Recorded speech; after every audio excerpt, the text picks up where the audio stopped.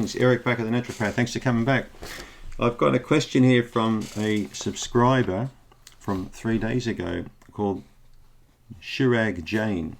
Mr. Jain, you sound like somebody from India, one of my favourite countries.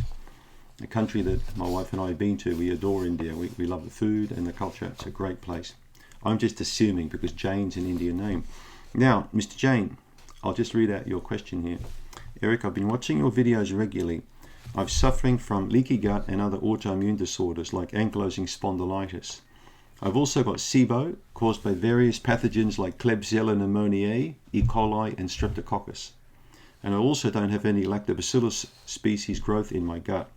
I've been trying to write to you in mail since a very long time now, but your team always replying me back by saying that you don't take on any new cases. I please request you to reply to my mail and look into the matter. I request, please, my life has become pathetic due to this health condition. I'm now allergic to most foods. I'm a final year law student, and due to this, I'm not able to focus on my studies. Please help and respond back. Thank you. Mr. Jain, I really admire people who study, especially law or medicine, because it's a long, long road. There's no easy path if you want to really know your stuff. It takes a long time. I can totally understand where you're coming from, because with law you need to have a good grip of stuff happening up here. You be able to think properly and understand concepts, but when you have an autoimmune disease, it's pretty hard for your gut to function properly, because often lots of inflammation and dysbiosis and issues you get here in the gut trigger autoimmune disease.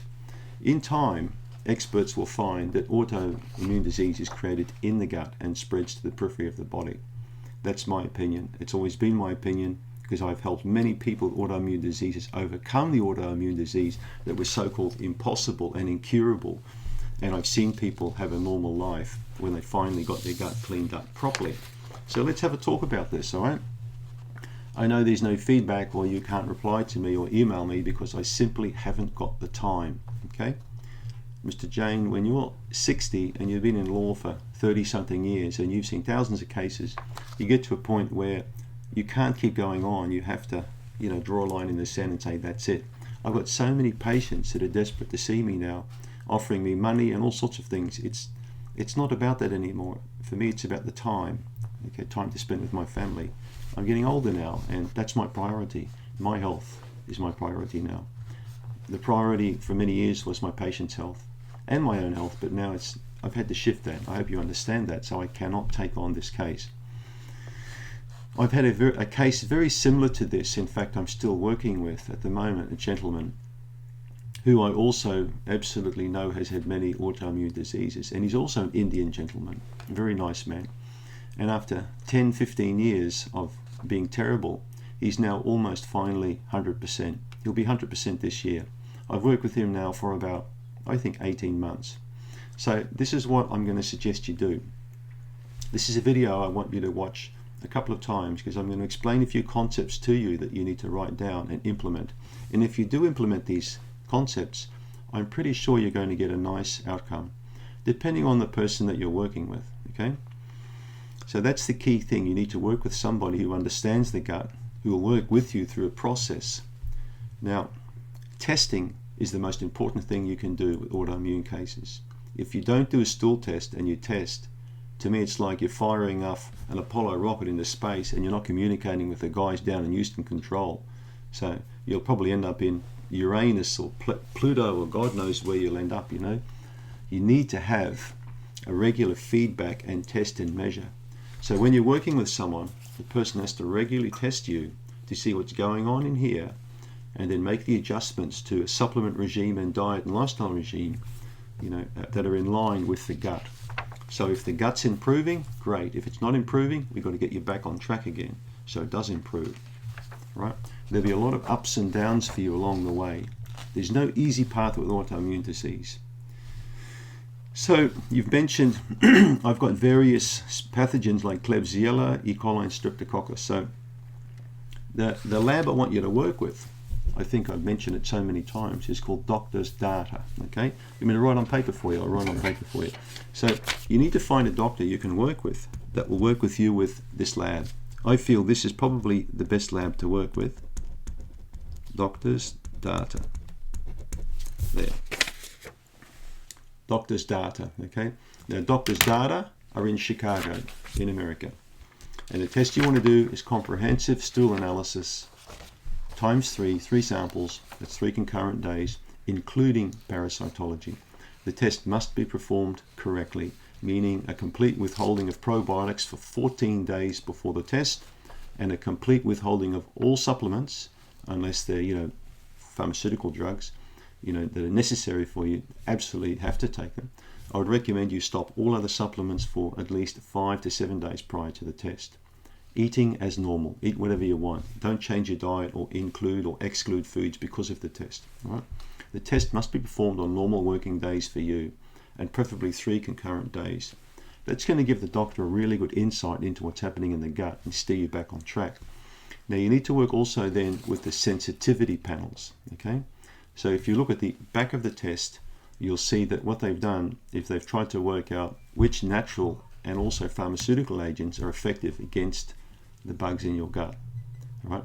And those are the kind of things that you need to work with along those lines. The dosage needs to be tailored properly to suit you. All right? I normally have a protocol similar to my friend Dr. Collins in America called the 242 protocol. So that means we start you off with a low dose, okay, usually for 2 weeks or 1 to 2 weeks. We build you up to the treatment regime plateau, and then we tailor you down over time. 2, 4, 2. It's an intelligent approach, and it works very well. But the 242 in my case, I've worked out, can be 1, 8, 6, or it can be 9, 4, 11. I mean, there is no real exact sort of science behind this. So I generally work that out with the sensitivity of the patient. Right? Now, when you first start the treatment and you take the appropriate antimicrobials, you are going to take a hit. There's no doubt about it. You're going to get a reaction. You're going to get side effects, especially if you've got a +4 count, like a very high SIBO count. You may notice some disturbances in your gut, or brain fog, or diarrhea, or worsening of the pain. Worsening of the symptoms is generally a very good sign when we start treating autoimmune disease, especially if the inflammation really starts ramping up. It's not generally a big issue for me, but it's a big problem for the patient. Okay, and this is when you need to have communication with your doctor to be able to say, this is what worries me. So your doctor should be communicating these things to you and tell you, what you may likely expect. So I can't tell you exactly the supplements you need or exactly how to do your treatment, because I don't know you, I don't know your case, I don't know your test results. So there's no point working with me. You need to work with someone close at hand. I don't know where you live, for example, all those things. But I can assure you, you need to get onto it, because if you're in your final year of study, you probably need to take a little bit of time out and get that gut restored to a reasonable level so you can complete your studies. Now, what I'm thinking of with you is, because you're in your final year, it's probably more of a patch job at the moment to get you through that final year, and then when you finally have got your law degree, that's when you kapow, that's when you really nail this thing, okay? So don't know of your age or how long you've had this condition for or anything like that. So, it could be quite a severe case we're looking at here. It could be 12 months of treatment, which is at the moment probably out of the question for you because of your law degree. So I recommend that you take it nice and easy at the moment and try and get through that degree any way you can. And then finally, once you've passed your final exam, that's when you really need to get into it. But how can you get through the next several months? That's what you're thinking right now. Well, it is possible, but you need to test. All right? You need to test. And what you do is, it's a little bit like if you're walking out on the street. Let me explain it to you this way. Let me say that you're walking down the street with your wife or girlfriend, and then a whole gang of guys comes up towards you, and you think, oh no, I'm going to get rumbled here. And the first thing, if you can do it, is take out the big guy. All right? Take the big guy down. If the big guy gets taken down, all the other guys run away like crybabies. They generally do. All right? They start suffering really bad. I've noticed this on many counts, that when the highest count pathogen gets knocked really bad, it creates a big shift in the microbiome, and it gives you an opportunity to get in there and do more and more cleansing. But that first kapow, you should really notice some issues inside your body. These cases of ankylosing spondylitis are not insurmountable. Klebsiella pneumoniae is a well-known pathogen with ankylosing spondylitis. It's a terrible disease. It's a huge amount of tremendous pain you can get in your legs, your feet, your back with this. It's a very powerful inflammatory condition.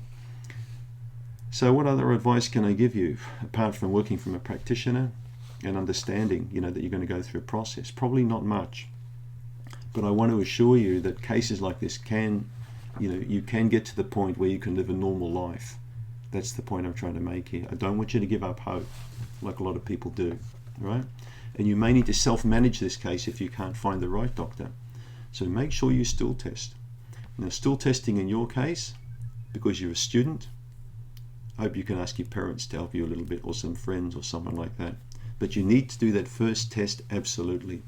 And then the second test you may want to do within 3 to 6 months of the first one to see if you're on track. It's as simple as that, all right?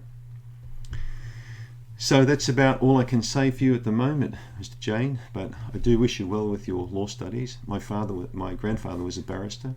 He was a lawyer. It's a really good profession to get into. So I do applaud you for studying law. There's not much more I can do, unfortunately, so I'm going to sign out. Thank you, Mr. Jain. Thank you for your question.